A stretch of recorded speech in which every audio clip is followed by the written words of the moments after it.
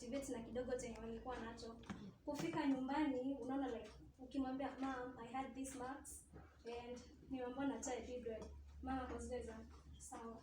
And then like sasa venye amesema sawa, unaona like sasa hapo juu ameona kitu nzuri, anaanza kutafutilia kama kosa like unaona umefanya tu kama kosa kidogo, kelele zimeanza. Atateta like for almost like let's say 30 minutes bila kupause. Unaona like sasa like ameteta amalize kelele au amalize kunitetesha, apigie daddy amwambie kuja waniteteshe sasa hiyo ishe. Alafu sasa aunti yangu mwenye nimezaliwa yeye apigiwe simu. Naye sasa like mwingine huwa anawaka. Anakuja.